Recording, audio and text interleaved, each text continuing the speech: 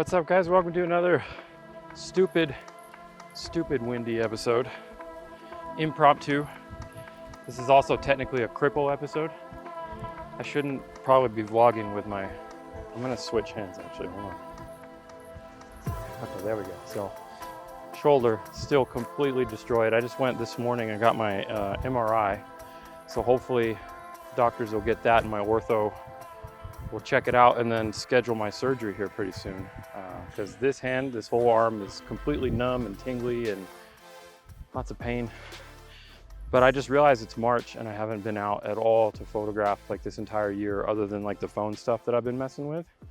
And I got a new lens and I got a new tripod and I just want to go play. So check this out. I'm not gonna do much vlogging, but I found this composition in this volcano bit. Check this out. I don't know if I can make this work, but I really want to. Check this out.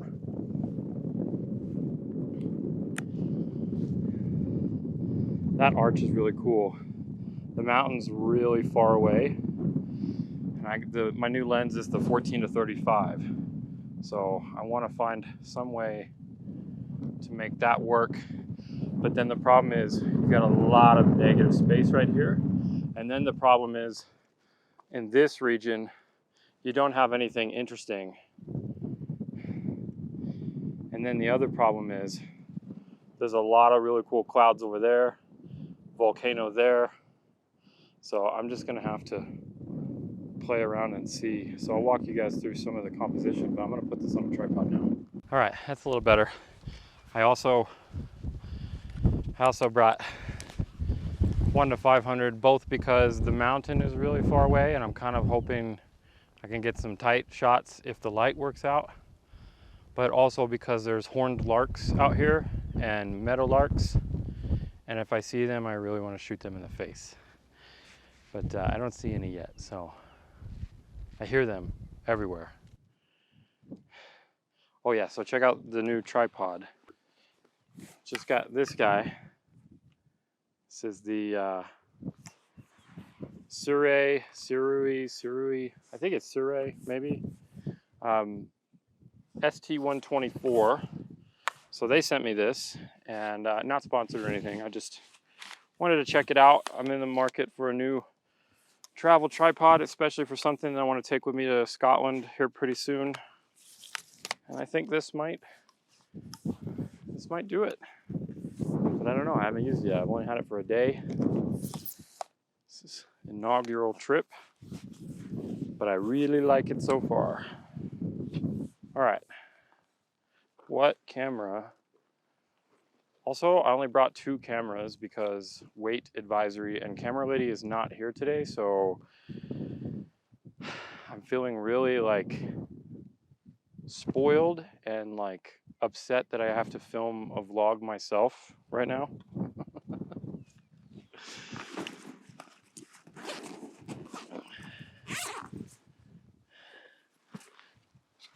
Oh, because I only brought 2 lenses and 2 camera bodies, that means I guess this can't be on bird duty, which is unfortunate.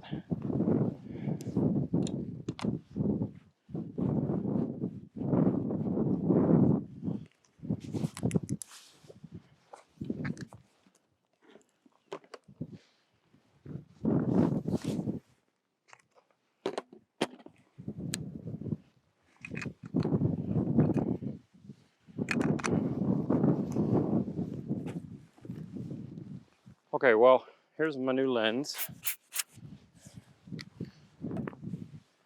It's the 14 to 35, the RF 14 to 35 f4. I've been wanting this lens for a really long time. Finally saved up enough to get it. And I'm very happy because I don't really want any other wide angle lenses.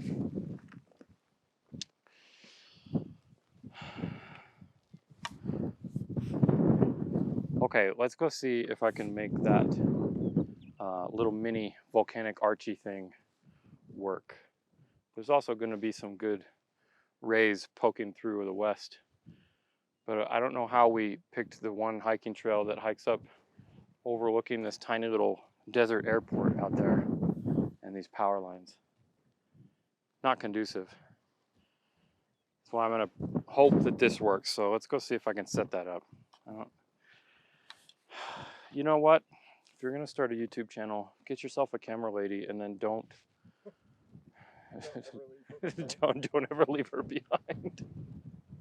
All right, so the best way to do this, really, in my opinion, is don't use the tripod first.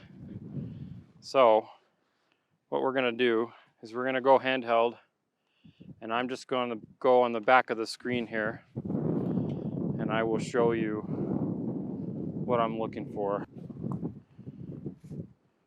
All right, so my first instinct is something like to go wide and use that wide distortion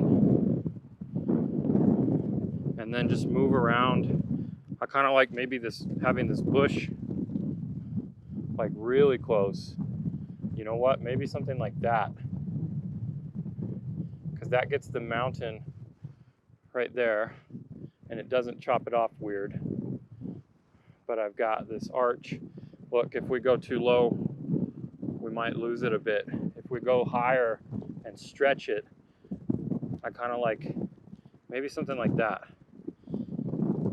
This is where the horse stance in Tai Chi, that's called the horse stance. In yoga, that's called the chair stance. But I got big T-Rex legs and little T-Rex arms, so it works out for me. I also, let's look at this over here. I also kind of like that. Like, I don't know, something like that with that cool rock with the basalt and then the leading lines up to the volcano. And then if we get any cool clouds, that would be nice. Well, and here, let's have a look this way. So again, if we're following the leading lines and using these basalt columns and then looking, if the sun breaks through there at all, we might have some sort of composition, you know, maybe like that. That looks kind of cool. All the volcanic basalt just kind of pushes your eye into that business over there. So we do have some potential with the wide angle. It's just a matter of making it work. I wonder if I can come closer.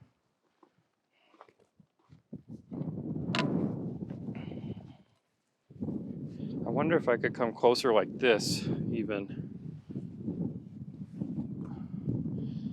Let me see.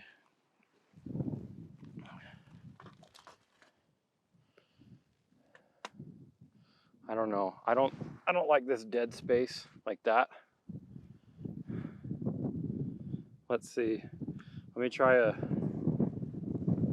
look at what horizontal looks like landscape mode. So up here you can see we've completely lost the arch.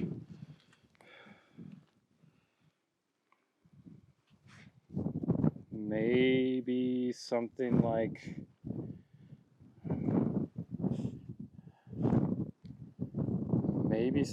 that. Like if you get it just right, maybe like right there, that might look kind of cool. And I don't want this to break that horizon, but I want this hole to where you can see the clean through it, you know?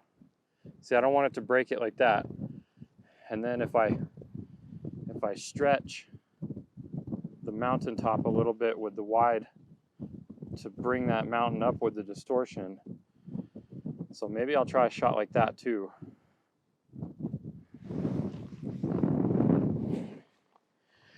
It's just better not to nail yourself down right away, lest you miss out on another composition. I don't know, to me this is like kind of the obvious thing, but I just find myself wondering, is there any other not obvious thing like around the perimeter? Like we're on the top of this volcano, and then you can see over there, you can see that volcano. So like maybe, but the clouds aren't doing anything interesting over here.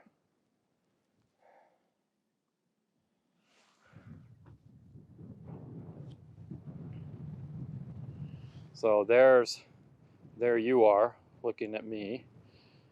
There's the sun, and there's an airport. And I don't know, these power lines going that way, I'm not stoked on them. But if I'm just, I don't know, I think I'm gonna focus on this and hope that we get some good light here in like 3 minutes. So I'm gonna get a tripod set up, take a couple of test shots, and see what that. Dude, you got your long lens on? He's right here.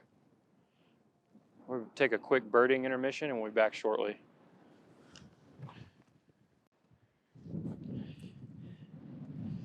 Okay, so it's really, really windy. The clouds back here are doing some amazing things. The light on here is starting to happen, and I only have one camera. So I took a bunch of these different shots of this varying angles and stuff, but I really liked this over here, this shot. And now the light is gone on that side, and now the light is happening behind me. But the problem is it's so far away that even, this is the 14 to 35, even 35 is too far away for that. So unless I want to put my 1 to 500 on, which I do, because look, oh my God, hold on. Okay, look at this.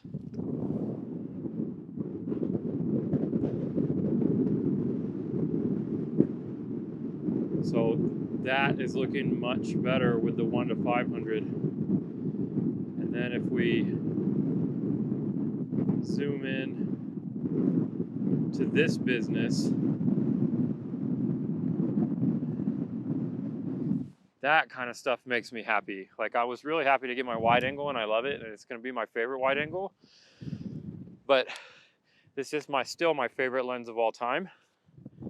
And okay, I got to take this shot. So I'm not even going to bother with a tripod. I'm just going to go, f11. I'm going to do 3/20th of a second and auto ISO. I don't really care. All right, that ended up being like 1,000 ISO, and I'm fine with that. That looks incredible. All right, this is going to be stupid, but let's see how this tripod does, because I want to get that as a little bit of a quick time lapse with the long lens. So hold on a second. All right, well, we're putting this little travel tripod to the test because this is nuts. This is so windy. This is so windy. Okay.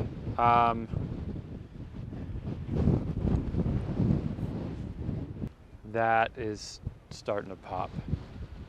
I don't have enough. I missed the good light just messing around with this. There it goes. I missed it. I got the photo. I'm very happy with the photo, I think. But as far as that light on we'll see. I don't know. I'm gonna get out the phone and take some pictures. Don't ever be so camera snobby that you don't want to take your phone out when you have the chance. I'm digging my S23 Ultra. I'm just gonna fiddle around, see what kind of shots I can get while I'm waiting on this time lapse. Let's see how good that stabilization does for the time lapse movie mode. As I'm not doing the stills photo, I'm doing the cheating, the time lapse movie mode, so we'll see.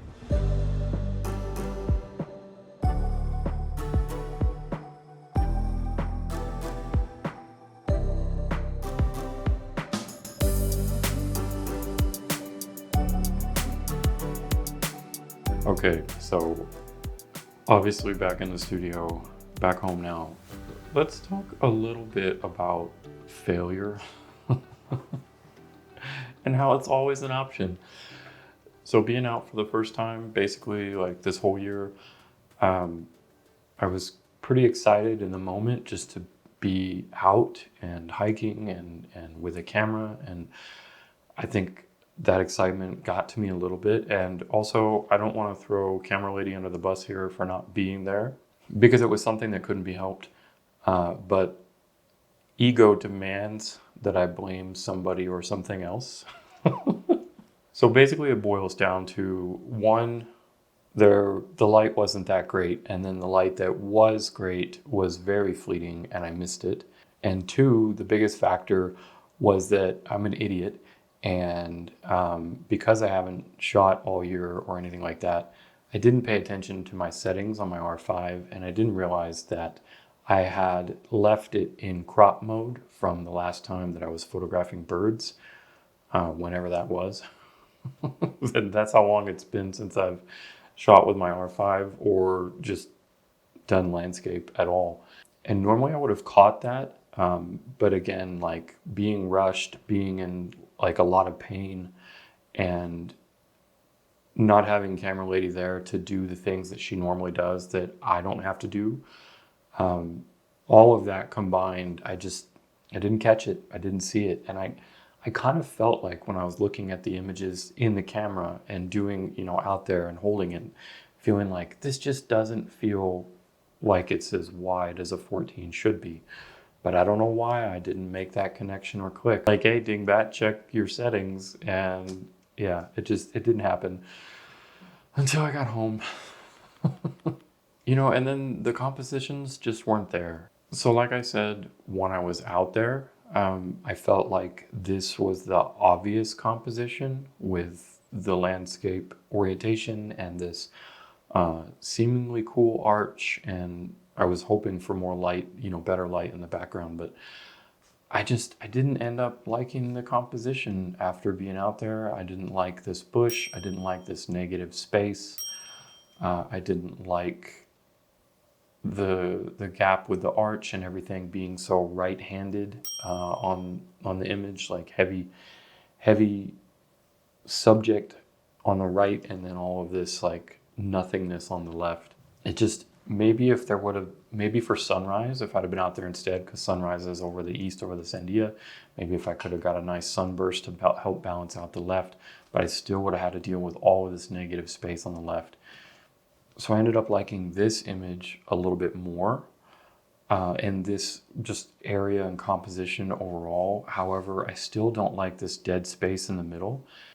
And I tried to fix that out there a little bit, but I just didn't have time to nail anything down. But I did end up getting like this one a little bit better, again, more emphasizing this foreground rock and then cutting out that middle dead space, so there's a lot left, and everything kind of leads you to the volcanoes in the background. I missed the good light on the clouds though. The clouds at least were interesting, but I missed the good light on the clouds.